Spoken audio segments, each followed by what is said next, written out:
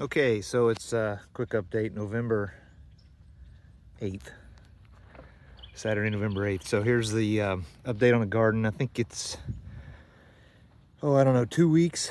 Maybe I'm 3 weeks into it. I don't remember the exact date I planted, but so I got the Brasecas going well. They're coming up very good. I just started the watering. Yesterday I set up the water system. I just basically reused what I already had from last year. And since I lay these gardens out the same, it's pretty universal. So anyway, it only took me about an hour to get it set up. So same deal as on the south garden. I got water line coming in over here, and then it has basically two zones that work as a manifold, and it shoots off one side doing these rows I get 12 plants per row, so the rows are about 20 foot long. So that's how I have it divided out. And then I got basically the same on this side. So it's basically two gardens here side by side on the first 4 rows. And then when I get to row 5, I got tomatoes and peppers on that side and then lettuce over here. So with the way I do the watering, it allows me to use liquid and fertilizer and an injector. So I don't really fertilize all the time, but you know, this garden hasn't been used as much over the years. And so, the soil, I've put it in compost and been doing things to it over the years, but it's not as good a soil as what I have in the south garden, I don't think, but we'll see. I used to have pigs out here on pasture, and part of this site, their pen was this garden site. So that was a good way to get it amended a little. But so anyway, so that's what I'm doing now. I got one zone. I'll run for about 30 minutes, and I'm doing 2 cups. It's in this injector. I get it from Haas, and then Haas sells all this fertilizer and tells you how much to use and everything. It's just easy. I don't have to do a bunch of calculations, but I've done it long enough now to where I got it dialed in pretty well. But it's one of their injectors. I don't know, I think I paid $100 for it. And then running my drip irrigation off of this here. It's just a hose. I got to put a hard line in to water this site. I haven't done that yet, but I'm just running a hose over to it now. For now, if I get to it this winter, I'll put a hard line over here. But so I run it off of here, and then as you can see, I use flow reducers. My reducer goes down to 7 gallons per minute. So that seems to be just about right as far as the drip rate, I guess. I'll let that run for about 20 minutes, maybe 30 minutes. 30 minutes to fertilize, but usually only about 20 when I water. But I won't even really need to water much for a while anyway. We're the only section of the state that's not in some sort of drought rating.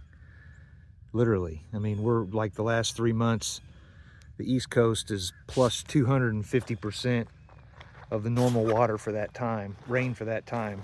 And the Tampa and the other west side is like was down for the same period, 15%. So all the rain was coming off the Atlantic from those storms out there that were turning away, and we got hit with it. So anyway, we got tons of water in our soil. So I probably will not have to water much for the next month or 2. But nonetheless, I got the watering set up. It's easier to do it now before, to get in. I put it all on the top, so I've already got the hay down for my mulch to keep the weeds out.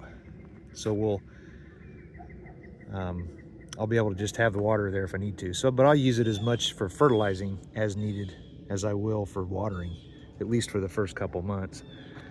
So I'm running a 20-20-20 soluble, I forget exactly what they call it. It's just like an all-purpose fertilizer. I get that from Haas. Stuff isn't cheap, but if you use it sparingly, you use it the right way for the size of my garden, it's not too bad.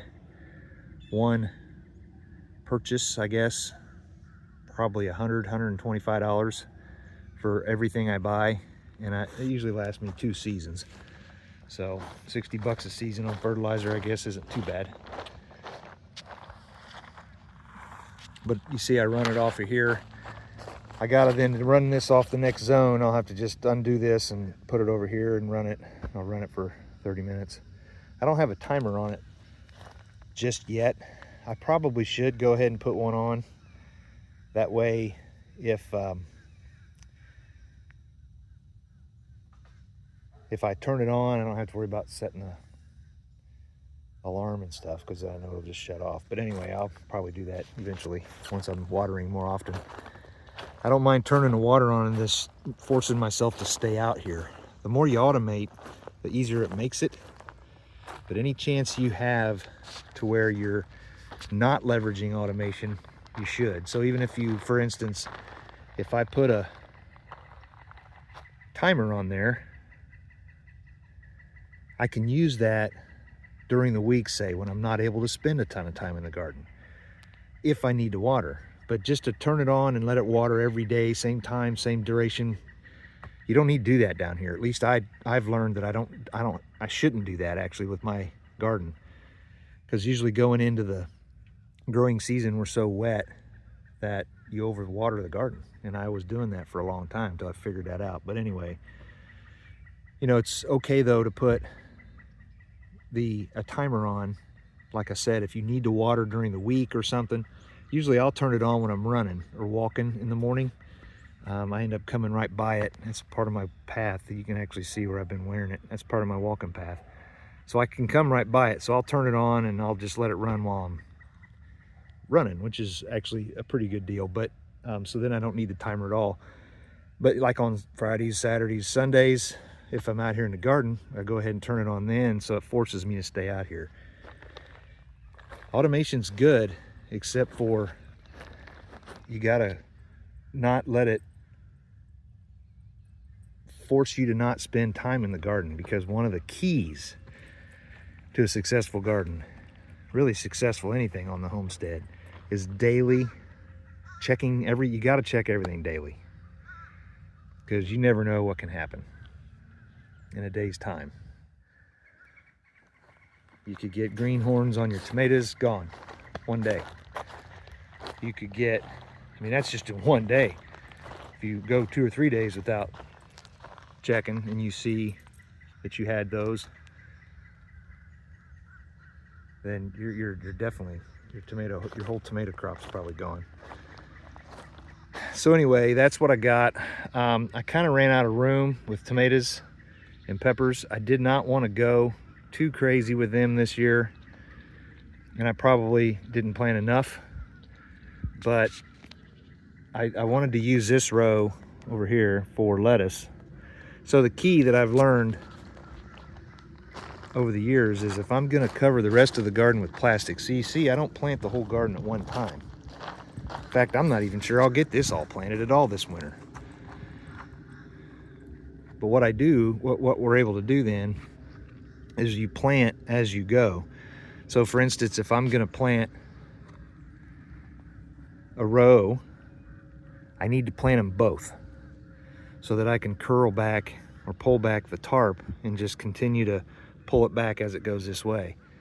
So you wouldn't want to plant like a row of tomatoes and then nothing over there, because you wouldn't want to put, I mean, I guess you could put the hay down without anything planted there.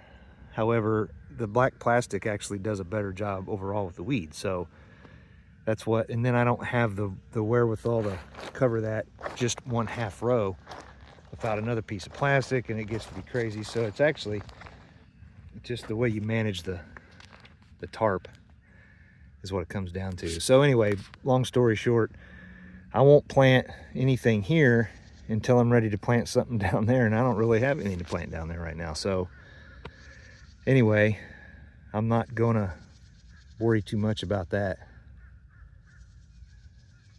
So this is good evidence that the sun So this row of collards here, the south row, is growing a little bit slower than the north row. Oh, sorry, couldn't see anything. And I thought maybe it was because of the sun. Maybe it's not getting enough sun or as much sun, and that's doesn't seem to be the case because it looks like it's getting sun sooner. And I got something in there eating off of them. I hope it's not a rabbit, but it might be. But it's not eating the broccoli.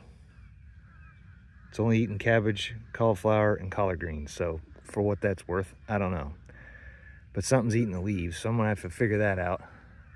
But you can see this front row here is getting quite a bit of sun. So I think it's probably because that soil's wetter. And that whole corner was where all the water was flowing to. And you can kind of see it, the whole thing kind of pitches that way, which is what it's supposed to do, because I got a rim drain running down the edge of my property. So all this water kind of pitches that way anyway. So that's the update today. I'll put some organic fertilizer down that I usually put down when I plant things. Then that'll let that sit for 2 weeks on the tomatoes, peppers, and lettuce. And then I'll go back over it, those 2 rows, with the liquid fertilizer, what I'm doing here. You're supposed to do that 2 weeks after planting. So I'm a little bit behind on the Brasecas, but not too bad. All right, so what else is left? So anyway, I ran out of space to plant the 2 peppers. That's kind of what I was getting at before. So I'm probably gonna just throw those in one of the farm daddies and see how they do.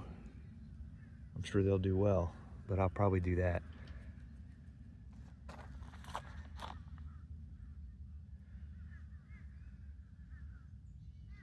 But the big project today is not necessarily the garden. I did that yesterday. The big project today is the chickens. So